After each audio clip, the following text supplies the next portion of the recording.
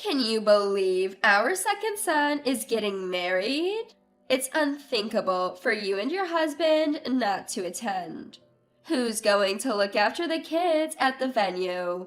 If you're not coming, you better pay the cancellation fee. My sister-in-law Clarice was being completely unreasonable. Sure, it would be unusual for the eldest son and his wife not to attend the younger brother's wedding, unless there was a very good reason. And in our case, there was a very good reason we felt it was justified for us not to attend. We can't attend the wedding, no matter what you say. My name is Raina. My husband William and I have a 3-month-old daughter. Taking care of a newborn is exhausting, and I'm worn out every day. William helps when he can, but he hasn't taken parental leave, so I'm mostly on my own during the day. I handle our daughter's nighttime crying because William has work the next day. Despite the challenges, our daughter brings us immense joy. I never knew a child could be this adorable until I had one. Life is tough, but for her, we can overcome anything. One day, as William and I were navigating the ups and downs of parenting, we got a call from my mother-in-law, Natalie. Natalie and my father-in-law, Steve, are easygoing people, so I've been fortunate to avoid the typical in-law drama. I answer the phone without a second thought. Hey, Raina, Devin and Clarice are having a wedding. Want to go together? It's hard for them to coordinate if the family comes separately. Plus, to be honest, I don't even have a map to the venue. A wedding? I couldn't help but sound surprised. Devin and Clarice are my brother-in-law and sister-in-law. Devin is William's younger brother, and Clarice is his wife. They had a shotgun wedding and are now parents to twins and a 1-year-old. I knew they hadn't had a ceremony, but this was the first I'd heard they were planning one. Natalie sensed my confusion and said, Huh? The wedding is the day after tomorrow, right? The day after tomorrow? I haven't heard anything about it. I'd been checking the mail every day, and there was no wedding invitation. Neither Devin nor Clarice had contacted us. Confused, I decided to call Clarice, since Devin was at work. Raina, what's going on? Clarice, is it true you're having a wedding the day after tomorrow? What? You didn't know? Clarice seemed surprised that I didn't know about the wedding, but as I listened more, it became clear that neither William nor I should have known. According to Clarice, Devin doesn't make much money. Still, she wanted a lovely wedding, so to save money, they didn't send out invitations. They invited friends via WhatsApp and called their parents-in-law. Now I understood why Natalie said she didn't have a map. There were no invitations to begin with. Clarice thought she had informed us via WhatsApp, but had forgotten to do so. I assumed the eldest son and his wife would naturally attend the younger son's wedding. I also thought Steve and Natalie would let you know, she said. Even though the oversight was on her end, Clarice made it sound like it was our fault and my in-laws' fault for not knowing about the wedding. This irked me. Clarice had always been like this. William and I struggled with infertility before finally having our daughter. Since we didn't have kids for a while, Clarice would often dump her children on me. Raina, you want kids, right? Consider this practice. Please watch mine. Thanks, she'd say, leaving her kids at our place without asking. Clarice and Devin have 3-year-old twins and a 1-year-old, all boys. Taking care of these energetic kids was a handful. We even had to tell Devin through William that we couldn't babysit anymore. Devin seemed to have communicated this to Clarice, but she later grumbled, "I was just trying to give Raina some parenting experience out of kindness." Given this history, I didn't have a good impression of Clarice. We could have made it work if we really tried, but I wasn't inclined to attend a wedding sprung on us at the last minute. "We're sorry, we can't attend. It's too short notice, and we don't have anyone to watch our daughter," I said. "You have to attend. It's the second son's wedding. Who will take care of the kids at the venue? If you're not coming, pay the cancellation fee." Taken aback by Clarice's sudden aggressiveness, I blurted out, "What?" I'd never heard of guests paying a cancellation fee for missing a wedding.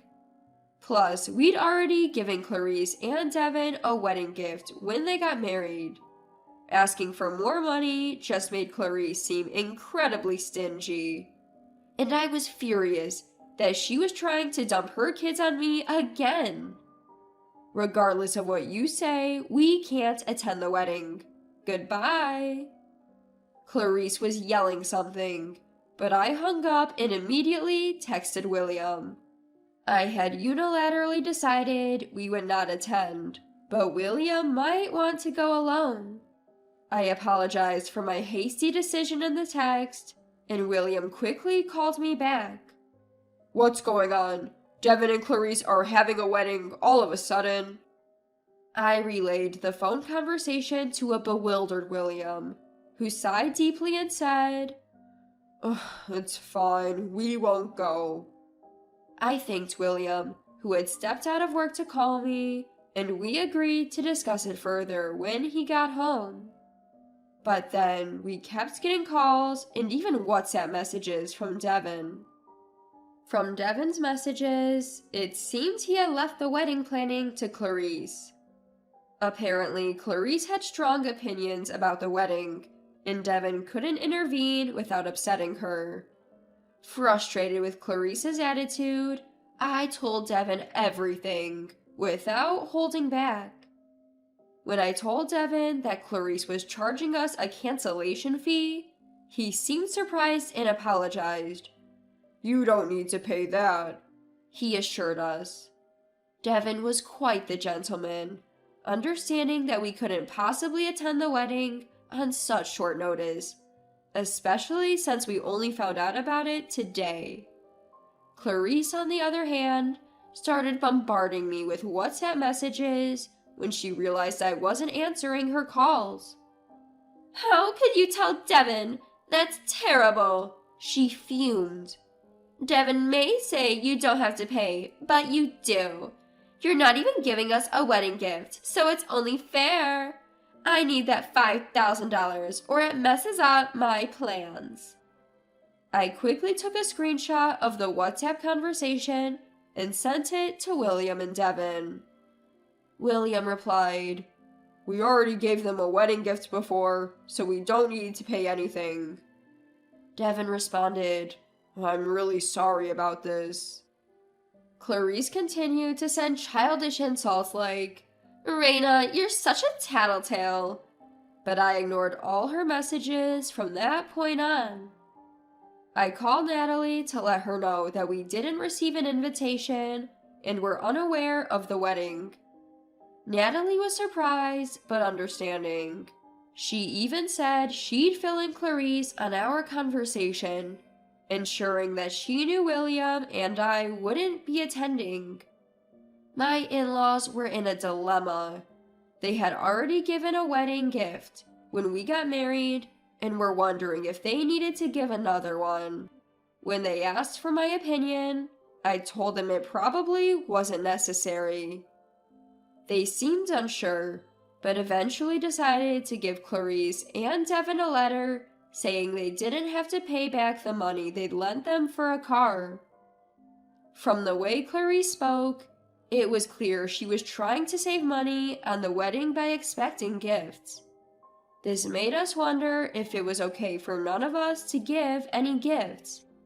But you reap what you sow. Devin texted, I'll talk to her about it. So I assumed they discussed finances and didn't interfere further. Then the day of Clarice and Devin's wedding arrived.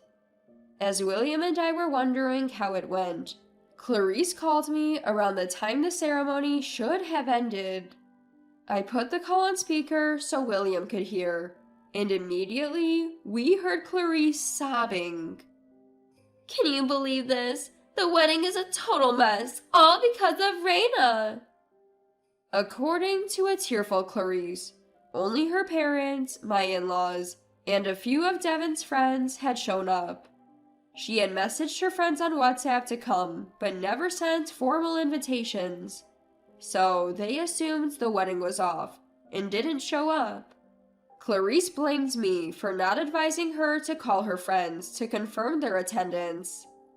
What shocked her even more was that her parents showed up in casual, inappropriate attire. She had told them there would be a reception, but without formal invitations or any formalities, they assumed it was just a dinner party and dressed casually. Her parents scolded her, saying, Why didn't you tell us it was an actual wedding? Clarice blamed me for not advising her to inform them about the dress code.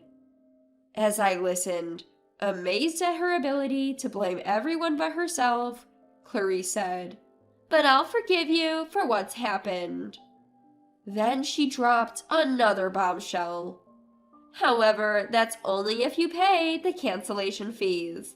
Since you and William didn't come, you owe me $10,000 each. I'm hurt. You should be thankful I'm not suing you. Are you kidding me? The person who said this, shocked at Clarice's audacity, was neither William nor me. It was Devin. I had put the call on speaker not just for William, but also so Devin could hear. The moment Clarice called me, William dialed Devin. Listen in, Clarice is on the phone now, William told Devin, placing his phone next to mine on the table. Devin, shocked by his wife's ridiculous statement, said, Hold on a second, and hung up. Clarice, clearly confused, asked, What's going on? Why? I smiled and replied, I'm a tattletale. Sorry about that. Clarice was furious at my comment, but it seemed Devin had arrived at her location. A loud argument broke out between Clarice and Devin on the other end of the line. Apparently, they'd forgotten to hang up. Clarice was ranting about needing money from us because Devin earns so little, while Devin was furious about Clarice's extravagant spending. Indeed, Clarice often wore designer clothes and seemed to spend a lot on her hair and nails. When a heated Clarice screamed, I want a divorce, Devin calmly replied, Fine. It seemed Devin was also fed up with being manipulated by Clarice. Clarice, who clearly hadn't expected Devin to agree to a divorce, wailed, Why do we have to get divorced? Devin calmly listed Clarice's selfish actions and said, I've put up with it until now, but I've reached my limit. You're all terrible, always making things hard for me, she yelled, and then there was a loud crash, and the call ended. It seemed Clarice, in her fury, had smashed her phone. William and I looked at each other, stunned, in front of the now silent phones. We couldn't say anything to my brother-in-law and his wife, who ended up divorcing after their wedding. Eventually, Clarice and Devin did divorce. Clarice called, screaming that it was my fault for demanding compensation. I couldn't help but reply, No, this is on you. Concerned that Clarice might seek revenge, William consulted a lawyer friend and got a restraining order against her. Clarice was furious, but stopped contacting me the moment she realized she'd have to pay a hefty fine for any further harassment. Devin moved back to his parents' home. He won sole custody of their twins and 1-year-old, citing Clarice's mental instability. Clarice, who used to dump the kids on me to go to beauty salons and spas, ended up alone and returned to her parents' home without custody. My in-laws seemed overwhelmed caring for 3 grandchildren, but they said their lives had become fulfilling. I occasionally take my daughter to visit them, and we all play with the kids. Devin looks healthier and happier since the divorce, spending quality time with his children every day after work. William advised him, "Be careful who you marry next time." Devin chuckled and said, "Yeah, I should." Clarice ended up alone due to her selfishness. I decided to take her as a cautionary tale and focus on cherishing my husband William and our daughter.